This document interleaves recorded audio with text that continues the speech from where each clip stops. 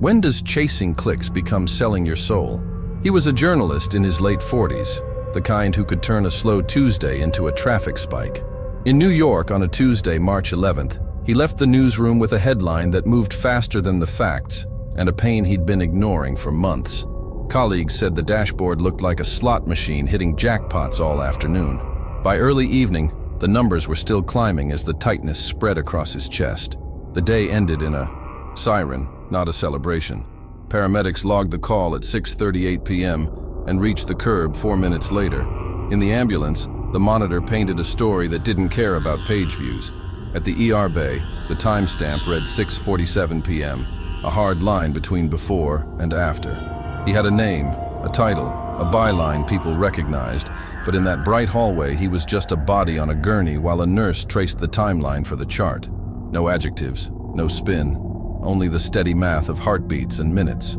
He built a career on playing the algorithm like an instrument, teaching readers to click first and think later. Tonight, the metrics were louder than his conscience, and yet completely useless.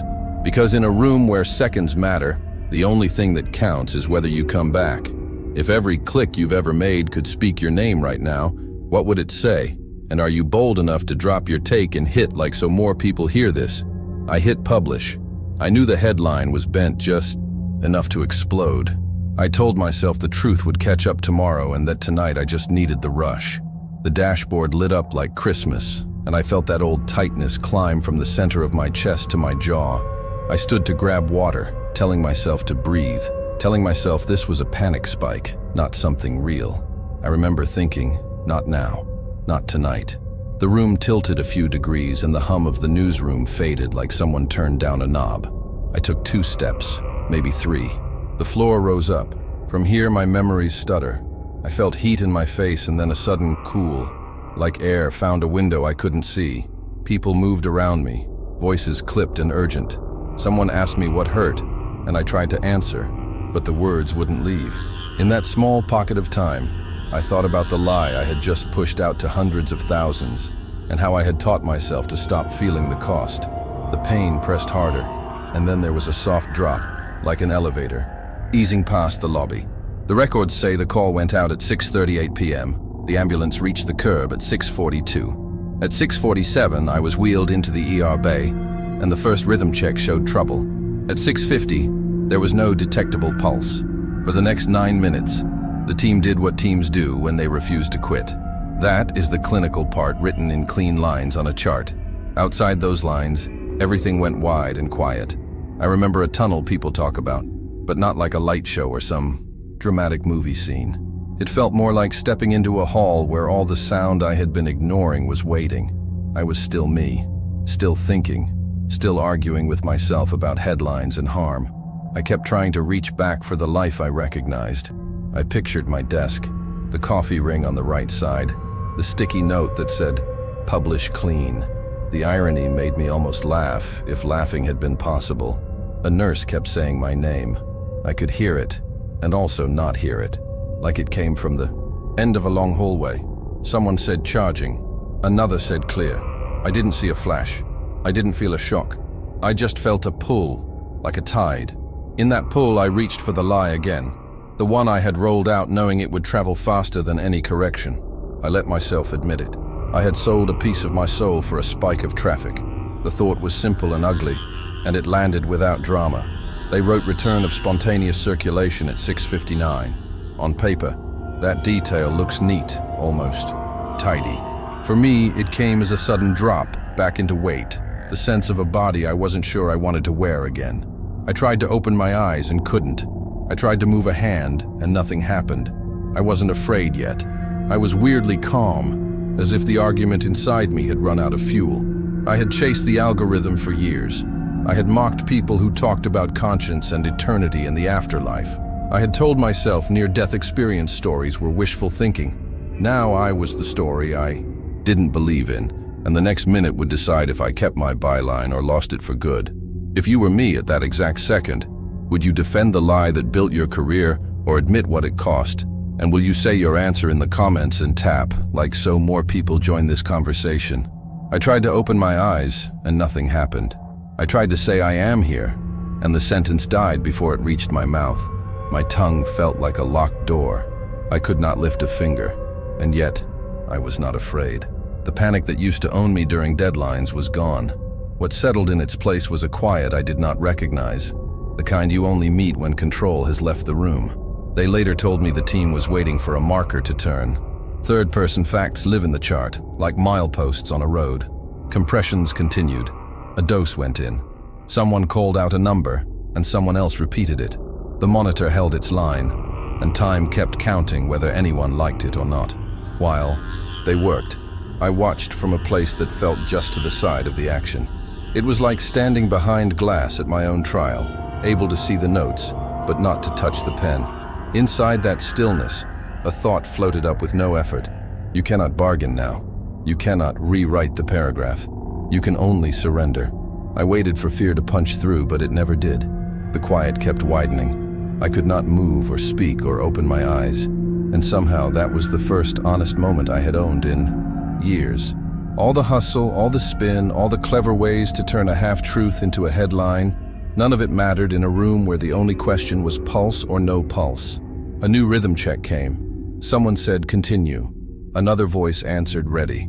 These were simple words, no drama, just the kind of steady human work that stands between a person and the end. I could feel their effort without feeling their hands.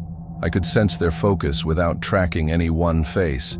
The clinical story moved forward with steps I could not take. Then the crossing happened, as plain as a door swinging on a hinge. When the shock hit, it landed like pressure, and then it was nothing. Not empty, more like full. A black that was not darkness, but a presence. It was a living silence that felt awake. It did not shout, and it did not argue. It knew my name the way old friends do, without needing to say it. I was not floating or flying. I was simply there, in a place that had no corners and no clock, and yet felt exact. In that black, memory lined up without my help. I saw the pattern I had built, the shortcuts, the excuses, the way I shrugged at consequences because traffic graphs went up and to the right. I waited for a voice to accuse me, and none came. The silence did the work. It held the facts without spin. For a long breath that was not a breath, I let the case stand. I had called other people's stories content. I had called harm collateral. I had called speed a virtue. The living black did not answer back. It only remained, and in remaining it asked the question I had dodged for years. Somewhere past the glass, the team waited for the sign they needed. They watched numbers, checked air, kept rhythm. They could not see the hall I stood in, and I could not touch the world they were saving. I felt both truths at once. The clinical path had its sequence and its markers. The inner path had its surrender and its accounting. Between them hung a thin line I could not cross by force. I understood that the next turn would not be earned by hustle or headlines, and I held still as the black listened for my answer. Before you continue with this content that shows you what it's like to stand face to face with eternal judgment, you need to check out the ebook, Secrets of Life. This book reveals deep teachings from the scriptures, truths long forgotten by many, lessons that will strengthen your faith, restore your spirit, and help you understand God's path even in your darkest moments. It's not just another book, it's a warning, a spiritual map for those who feel on the edge, between faith and emptiness, between the calling and the abyss. You don't have to wait for a life-altering wake-up call to open your eyes. After this video, click the link in the description and begin your spiritual turnaround today, because tomorrow might be too late. The darkness wasn't empty, it kept count. Each scream matched a headline I'd twisted. I didn't meet demons first, I met my own words.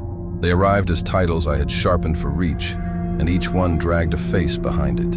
A mother who lost her job because I shaved nuance off a quote. A small business owner whose name I framed beside a rumor that never cleared. A teenager who messaged the newsroom and begged for a correction I buried under fresh traffic. He had typed please. I had typed later. The clicks rose like stadium noise, and then separated into voices, each one calling my name with the same syllables my family used, the same tone my editor used when he said good work. He was not the judge. None of them were. The accounting didn't come as a lecture. It came as replay. He saw where he had chosen attention over truth, and how small those choices felt at the time. He saw the comments he had skimmed past because they threatened the storyline. He saw the correction links he hid at the bottom of the page after the spike had cooled. The math was simple. The lie traveled farther than the fix, and the cost didn't vanish when he closed the tab. I tried to argue I never meant harm. The living silence answered by showing the moment I did mean convenience more than accuracy, and decided that was close enough. I said everyone does it. The silence played the face of the teenager again, the one who said, please. I said I was under pressure. The silence placed the inbox next to my calendar, and the time I spent polishing a headline beside the time I gave to verifying it. I had stories I was proud of, and they showed up too. And that made this worse, not better, because it proved I knew the difference. They were not ghosts. They were the weight of consequences in a room where branding couldn't help. He had built a ladder out of viral arcs and found it leaning against the wrong wall. He had treated the near-death experience of other people's reputations as content. He had told himself readers would figure it out. In this place, the readers spoke, and the words didn't blur. They attached to real lives, and the attachment held. I wanted to apologize. I wanted to fix it fast. The silence didn't allow shortcuts. A headline appeared that I'd written during an election cycle.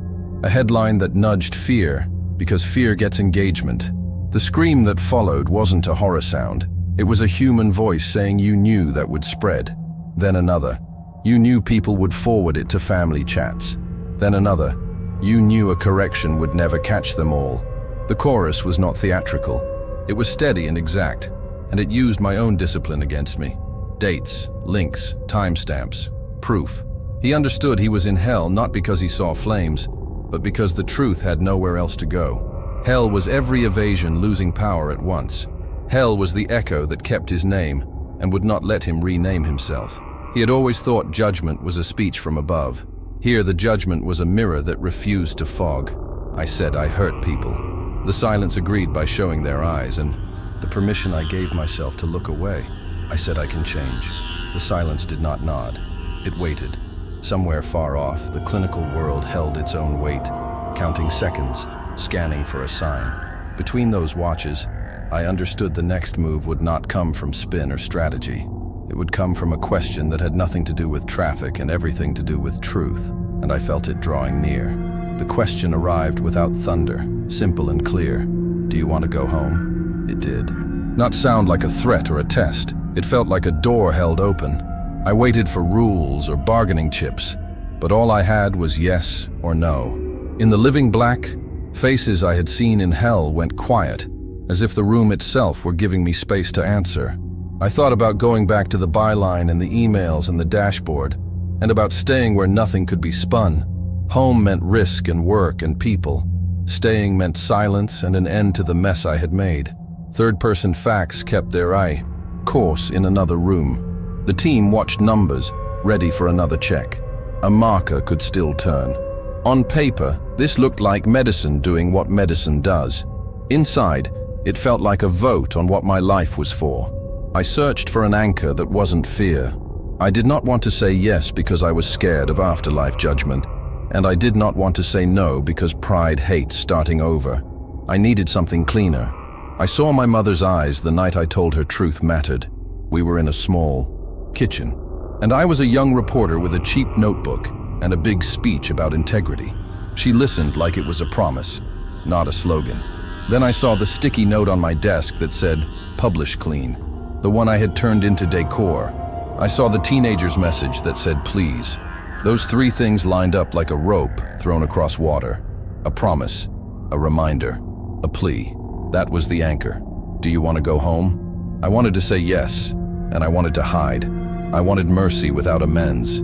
The living silence did not bribe me with comfort or threaten me with fire. It only waited. I tested the word repair in my mouth.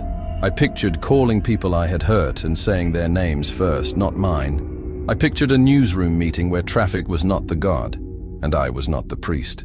I pictured near-death experience written in a description box and used as a chance to tell the truth about how lies travel. None of that would be tidy, but it would be real. He did not hear commandments. He made a decision. Not yet. I have to fix what I started. The sentence was small, and it felt like it belonged to me. The room of voices did not cheer. It simply loosened its grip. Somewhere past the glass, the team called another check. Someone said ready. The monitor waited for a sign that would justify their work. The sign would not come from perfection. It would come from consent. I said yes to home with the condition written in me. Not yet, because repair comes first. If I returned, I would not return as a brand.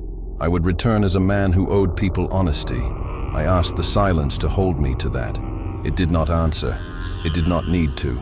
The door that had been open felt closer, and the weight of a body I had almost abandoned moved one fraction nearer. If that question landed in your chest right now, would you choose comfort or repair? And will you put your answer in the comments and tap, like so this talk about truth and the afterlife reaches the next person who needs it?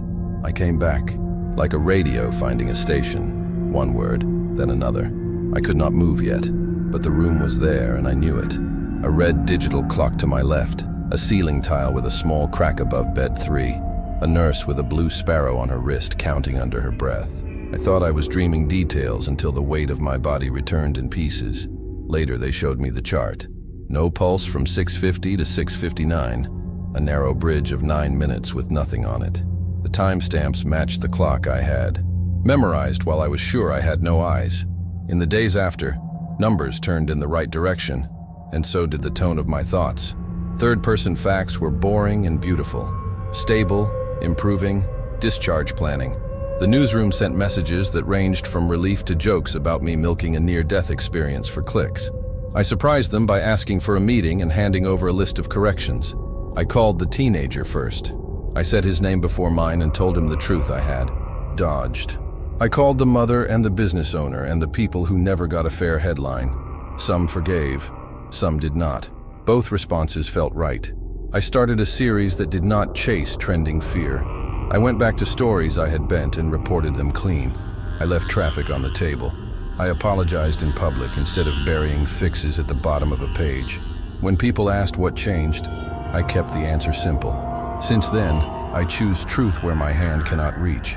The algorithm never thanked me, but I slept. There were reversals I did not expect. A colleague tried to sabotage the series with an anonymous tip that almost stuck. An old source who hated me gave me one chance anyway. My editor pushed me to run a spicy line, and I said no, and watched the room recalibrate. The biggest twist came when a quiet email landed from someone linked to that election headline, claiming there was more I never saw, and that the lie I wrote had hidden a worse one underneath. That message is why I'm still here. If any part of this stirred something in you, drop a simple "I felt" or "I saw" in the comments. Tell me the moment that hit. And tap like so this near-death story about hell and truth keeps moving. Stay close, because what I learned next connects directly to this and it changes the stakes for all of us.